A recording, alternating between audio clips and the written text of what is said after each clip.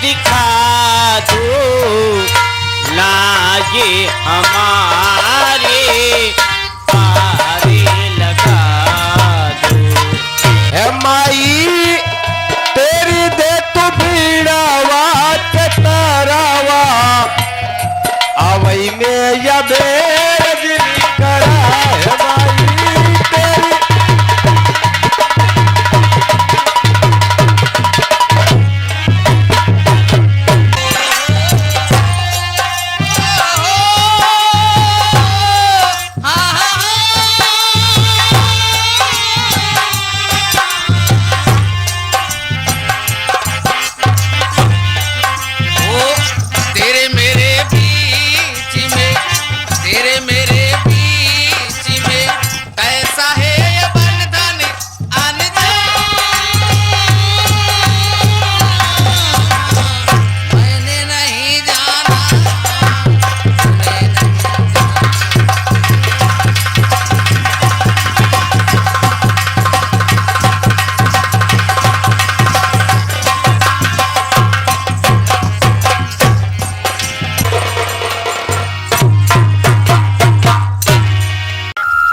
हाँ मेरे दोस्तों, साथियों, माताओं, बहनों, नौजवान, बुजुर्ग साथियों,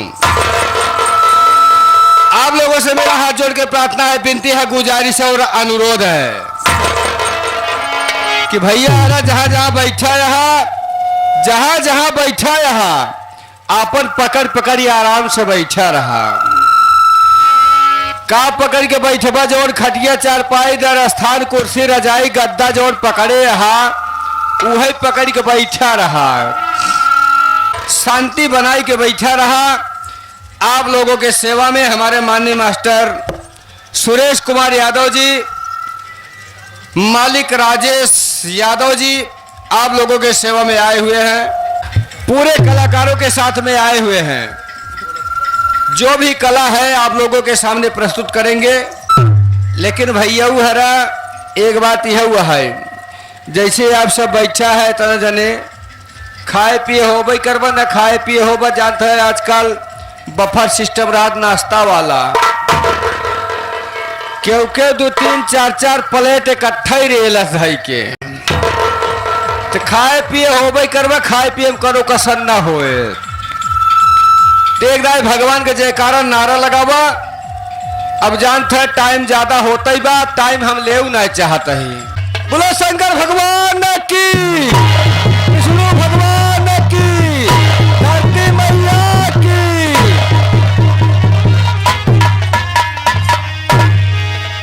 जिया हो माटी के लाल।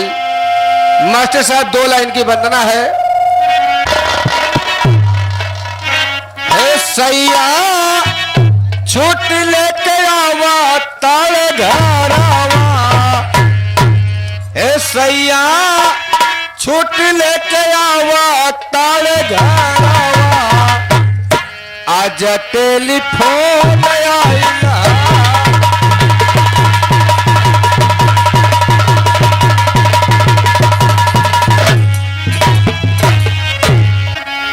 तर्ज क्रम हुनर है, लेकिन कौनो दास माई के मंदिर में जाई के अरदास करता कहता, माई सबके सोना चांदी धन दौलत दे हो, हमके कुछ न चाहे माई, थोड़ा से ज्ञान दे दा। ज्ञान के लिए दास आधी रात को इस महफिल में पुकार रहा है, कह रहा है, कहना है मास्टर साहब उसी लाइन में, है माई तेरी दे तू बीड़ावा के तारावा, है माई तेरी दे तू बीड़ावा के तारावा, आवई में या बेरजनी करा, है माई तेरी।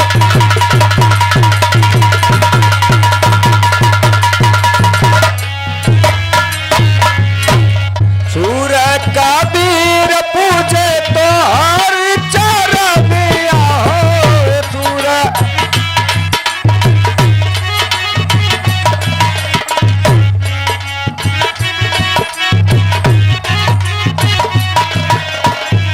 मूर्ख कालिदास कैले तो हरि भजनिया हो।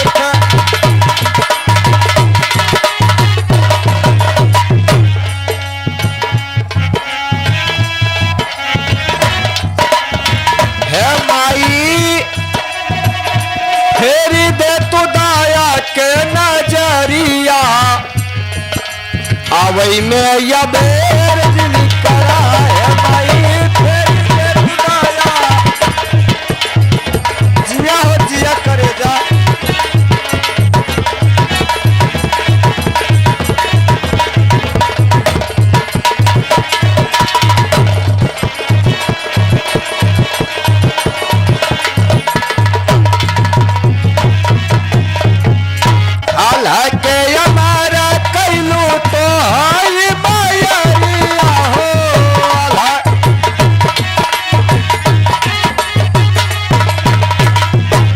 लेके जाजा में अमर बात लवरिया हो लेके जाजा में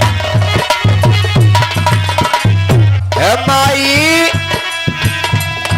दई दे तू ज्ञान के गठरिया हे माई दई दे तू ज्ञान के गठरिया आवई में या बेर जिनी करा है माई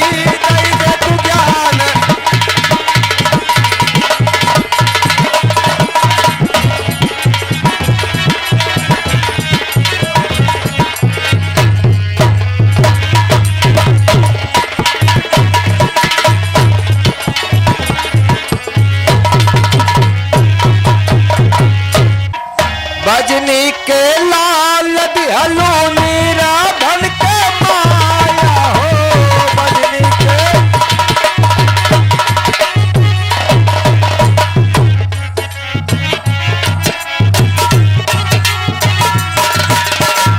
निर्गुण के गुड़ा दिहलो कोढ़िया के काया हो निर्गुण के गुड़ा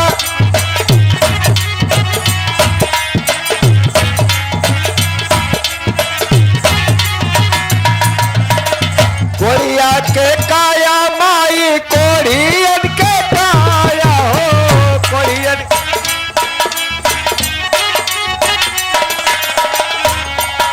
माई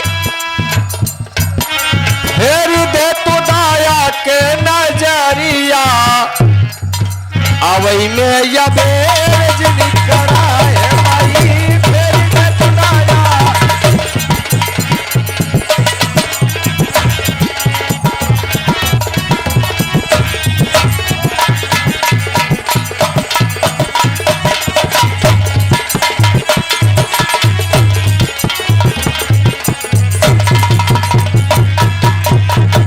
मास्टर सुरेश पूछे तो हरी चारा दिया हो मास्टर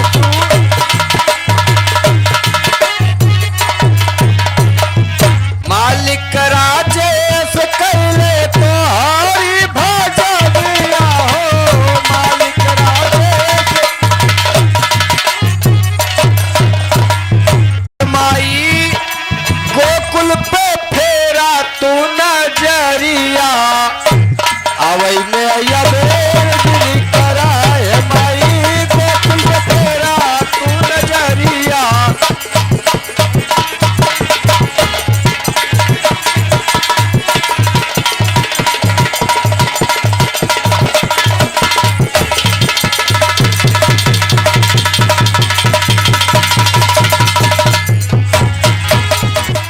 देखा भैया हरा आपो समय बैठा है इंतजार करता हम इंतजार ही करत ही अब चलते ही कौनो नौकरी के तलाश में अगर भैया हरा नौकरी मिल जाए तो करब ही करब ना मिले तब करब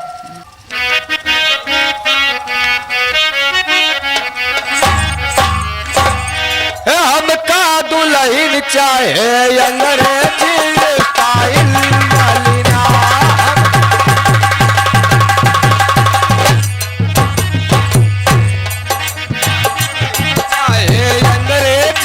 स्टाइल वाली हमका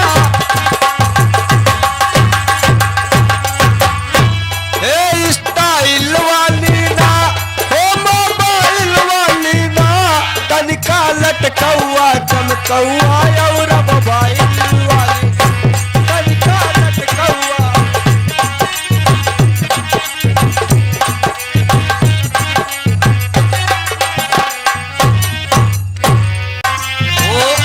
तेरे मेरे बीच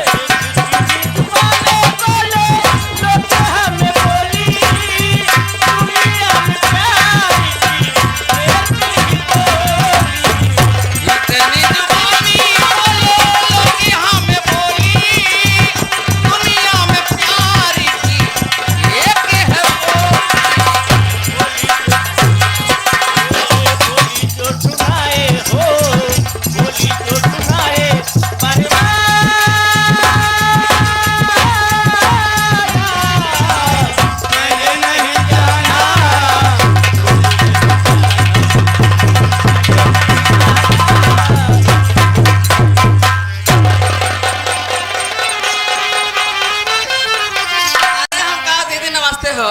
अरे करीना दीदी नमस्ते। और का हाल बा? सब ठीक बा दीदी, बढ़िया अपन बात बतावा। बा। हम तो बढ़िया बाटी चला बढ़िया पे दीदी हो।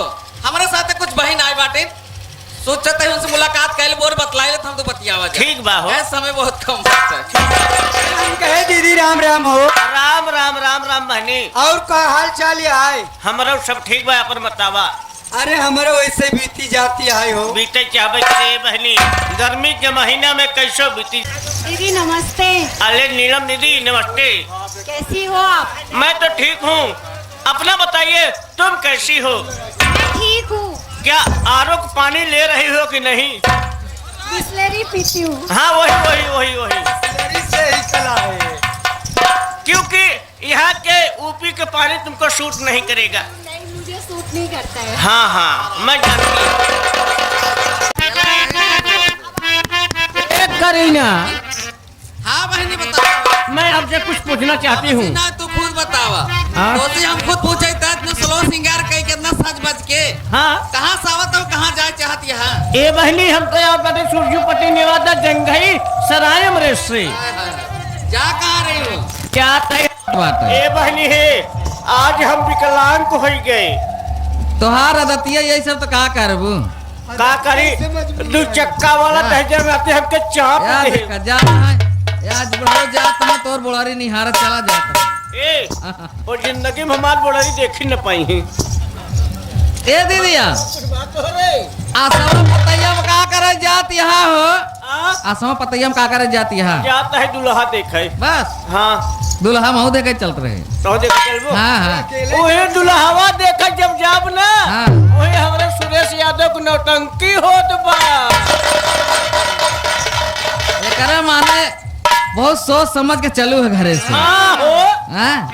दुल्हा देखब नौटंकी देखब। आय हाय हाय कि कहना क्या है कि मुस्कुराओ तो कोई बात बने और गुनगुनाओ तो कोई बात बात बने। आज दूर रहने से फायदा क्या, जरा करीब आओ तो कोई बात। क्या बात है? इसीलिए कहना क्या है, अच्छा। अरे ना जय राजा हो, ना जय राजा। कहाँ हो, कहाँ न जइबू?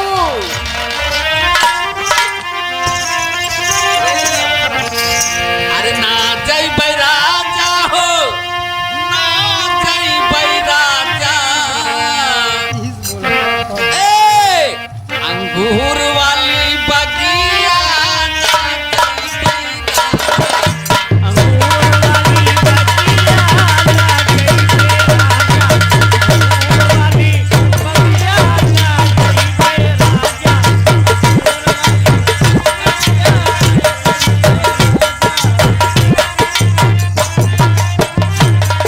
ए ना जय राजा हो, ना जय राजा, ना जय राजा हो, ना जय अंगूर वाली बगिया ना अंगूर वाली।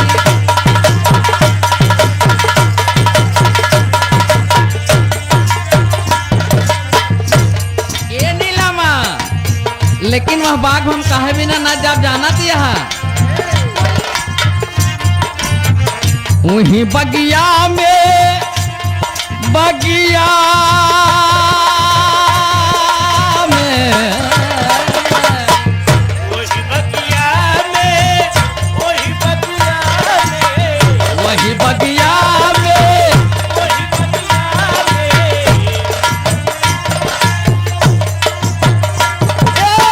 में। वही बगिया में ससुर जी का डेरा। वही बगिया में ससुर जी का डेरा।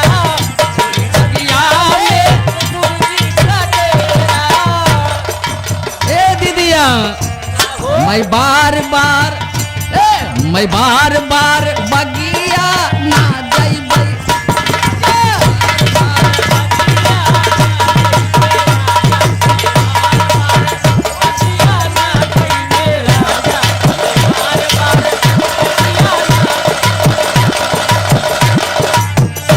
लेकिन कहना दीदी वही बगिया में जेठ जी का डेरा, वही बगिया में,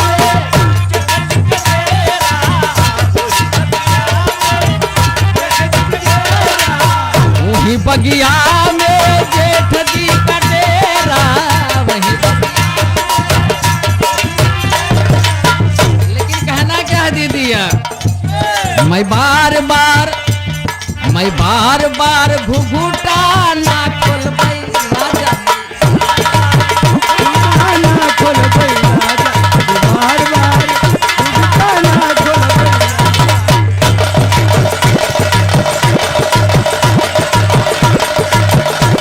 अंगूर वाली बगिया ना जाए, अंगूर वाली बगिया ना जाए।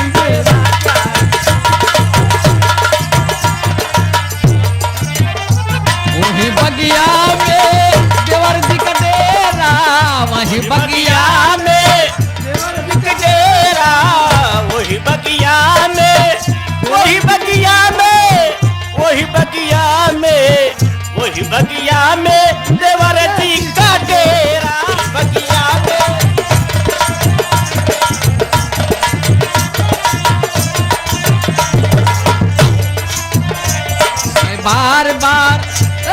मैं बार बार बगिया ना जइबै राजा, मैं बार बार बगिया ना जइबे राजा, मैं बार बार बगिया ना जइबे राजा, मैं बार बार बगिया ना जइबे राजा, मैं बार बार बगिया। कैसे